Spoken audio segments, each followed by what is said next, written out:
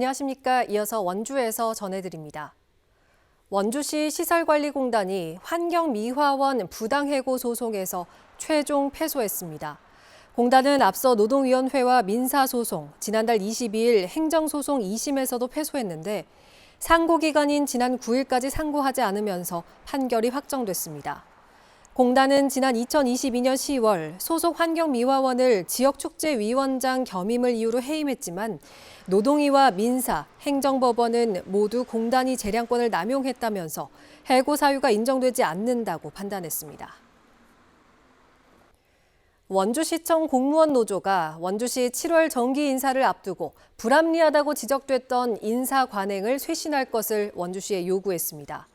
노조는 성명을 내고 민선 8기 들어 직렬에 맞지 않거나 전보기간 2년을 지키지 않은 회전문 인사가 반복됐다며 인사를 정상화하고 적절히 본청, 읍면동 순환 배치할 것을 요구했습니다.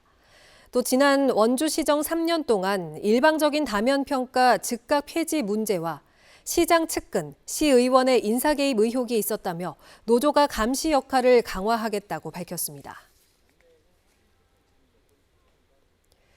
제60회 강원도민체전이 오늘 삼척에서 개막해 닷새간의 열전에 돌입했습니다. 이번 대회에 참가한 시군 선수단은 12,000여 명 규모로 모두 43종목에서 경기를 펼칩니다. 대회 첫날인 오늘은 야구와 농구, 유도 등의 종목별 경기가 시작됐으며 오후 6시 식전 행사에 이어 개회식이 열립니다.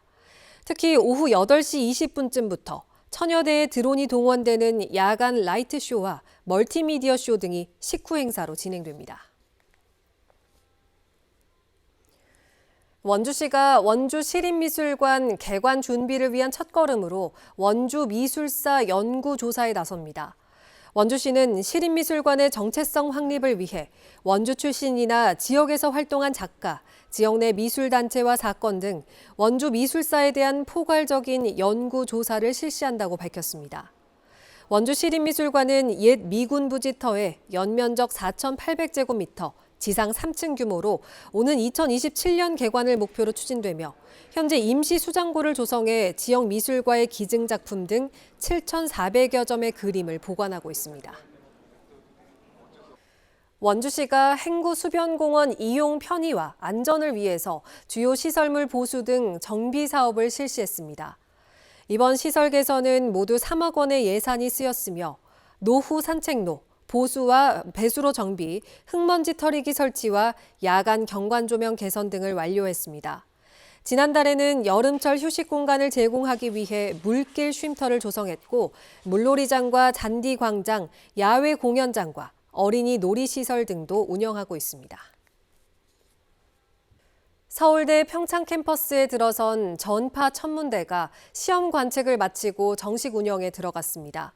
150억 원이 투입된 평창 전파 천문대는 블랙홀 관측이 가능한 세계 최초 5채널 수신 시스템을 갖추고 있으며 전 세계 전파 망원경을 연결해 초대 질량 블랙홀을 관측하는 EHT, 즉 사건 지평선 망원경 프로젝트에 참가할 예정입니다. 평창 천문대 운영을 계기로 우리나라는 서울과 울산, 제주에 있는 전파 망원경과 함께 보다 체계적인 우주 전파 관측망을 갖추게 됐습니다. 강원도 교육청이 희귀 난치병 학생 50명에게 100만 원씩 총 5천만 원의 치료비를 지원합니다. 지원 대상은 도내 초, 중, 고 재학생 중에서 국가가 지정한 1,314개 희귀 질환 가운데 하나 이상을 진단받은 학생입니다.